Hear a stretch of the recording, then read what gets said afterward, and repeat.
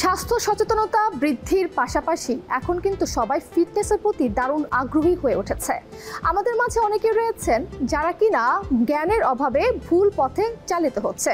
এই যেমন অতিরিক্ত ব্যায়াম, ভুল ডায়েট এবং অপর্যাপ্ত খাবার, এই সব কিছুই কিন্তু শরীরের জন্য ক্ষতির কারণ হতে পারে। এই জন্য একজন প্রশিক্ষকের পরামর্শ নিতে হবে, সঠিকভাবে ওয়ার্কআউট করতে হবে, পর্যাপ্ত বিশ্রাম নিতে হবে এবং পুষ্টিকর খাবার খেতে হবে। এই সব কিছুই কিন্তু আপনার ফিটনেস অর্জনে সহায়ক হবে।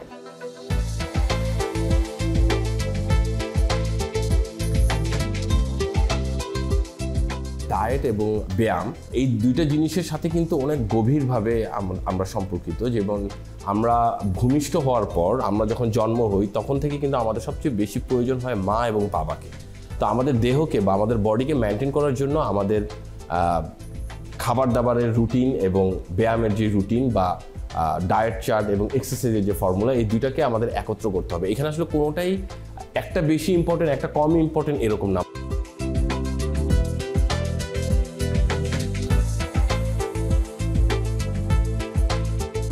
মা বাবা ছাড়া যেমন একটা সন্তান পরিপূর্ণভাবে ডেভেলপ হইতে পারে না, ঠিক খাওয়া দাওয়া এবং ব্যায়াম এই দুইটার মানে একসাথে যদি আপনি কাজ করেন, পরিপূর্ণভাবে ডায়েটটা এবং এক্সারসাইজটা যদি পরিপূর্ণভাবে প্ল্যান করে করেন, তাহলে আমার মনে হয় যে খুব দ্রুত আমাদের দেহ এবং আমাদের মাইন্ড এবং আমাদের যে আমরা কতটুকু খাবার গ্রহণ করলে আমাদের বেঁচে থাকা উচিত বা বেঁচে থাকা যাবে, আমরা যে ফর্মুলাটাকে আমরা কানেক্ট করার চেষ্টা করি, সেটা খুব দ্রুত আস্তে আস্তে ডেভেলপ করতে পারবে।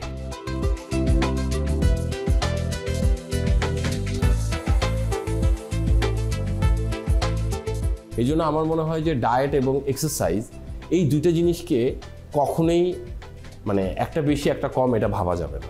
ডায়েট এবং এক্সারসাইজ দুইটাকে সমমূল্যায়ন করতে হবে এবং এই রুটিন অনুযায়ী নিজেদেরকে আস্তে করে একটা ফর্মুলায় আসতে হবে। তাহলে আমার মনে হয় খুব দ্রুত নিজের দেহ এবং মাইন্ডকে আপনি সচেতন করতে পারবেন।